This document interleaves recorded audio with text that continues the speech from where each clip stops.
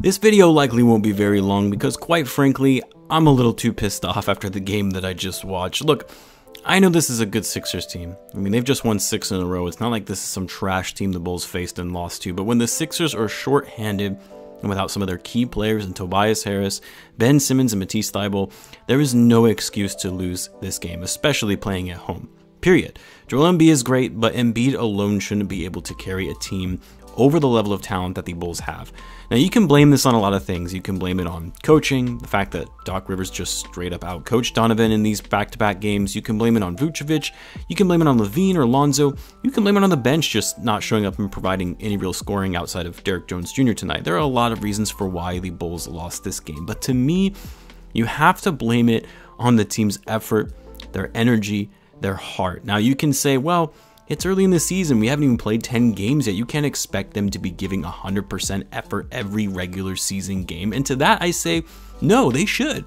It's not that hard to give effort every game. You might lose. You might not even play well, committing turnovers or missing shots, but you can still play hard on every possession.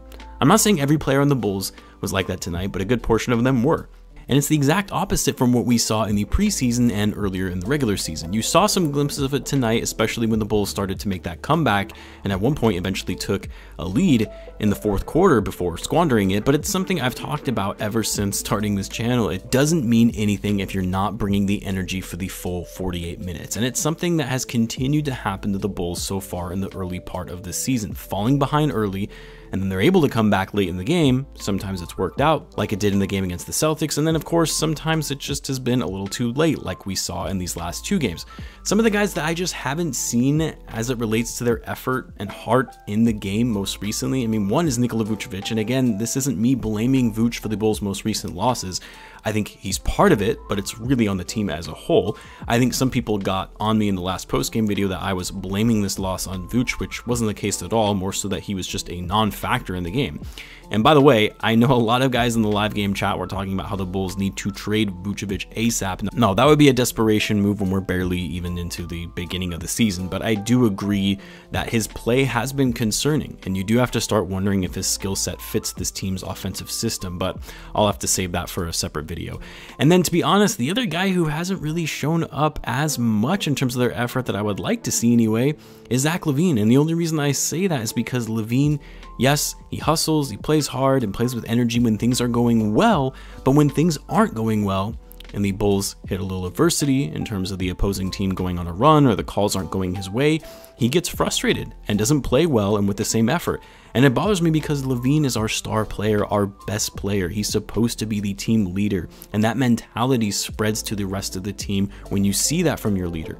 LaVine had a good game tonight. He put up 32 points and 9 rebounds, was pretty efficient from the field, but has just not been shooting the ball well from 3 and took some bad shots down the stretch.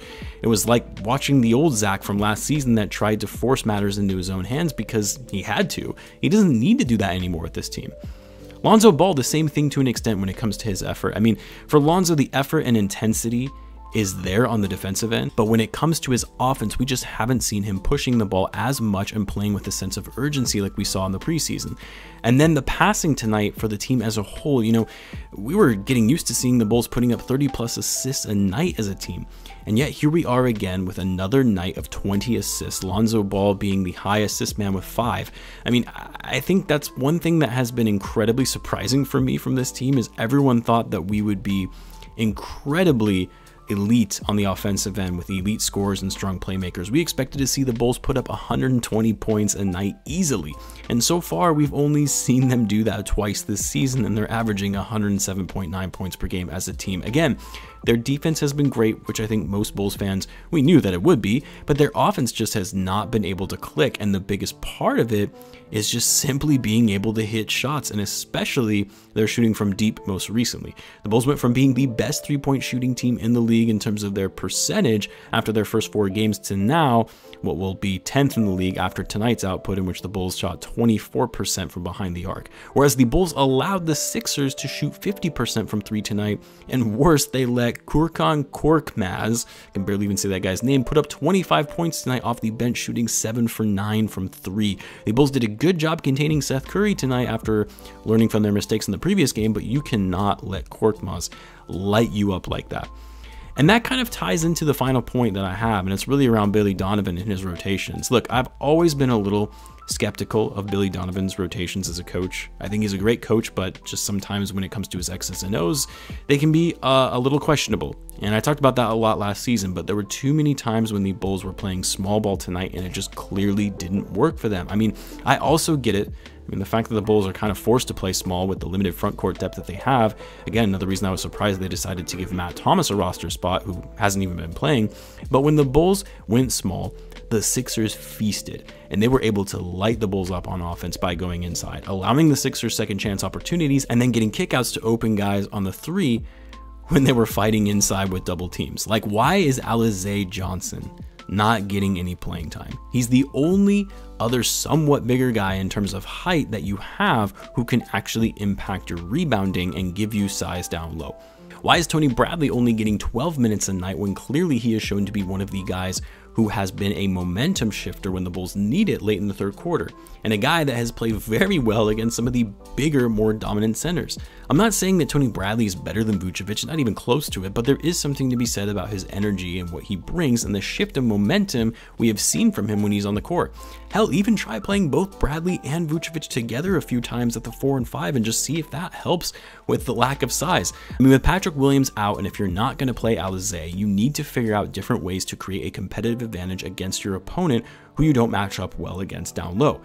Anyway, all in all, not a good game. I mean, there is something to be said to the fact that the Bulls were still able to come back and nearly win this one, but it's problematic with the way that we have seen this team's effort and energy shift from what we saw at the beginning of the season. I know it's early. I'm sure there's still going to be some growing pains that the Bulls are going through, that they're going to have to go through. And even myself, I talked about that in the offseason, that there was going to be a learning curve with this team and finding out their identity and getting used to each other and how they play. So maybe I'm being a little too harsh on the team, when, to be honest, we really should have kind of expected this. But as a fan, all I ask for is effort.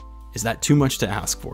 Anyway, guys, tomorrow is my birthday, so I'm taking the day off. I won't be uploading a video. I'll be back with a Bulls weekly preview video on Monday, so be on the lookout for that. Until then, be sure to subscribe as I do post daily Bulls content. Thanks again for tuning in, guys, and I will catch you in the next one.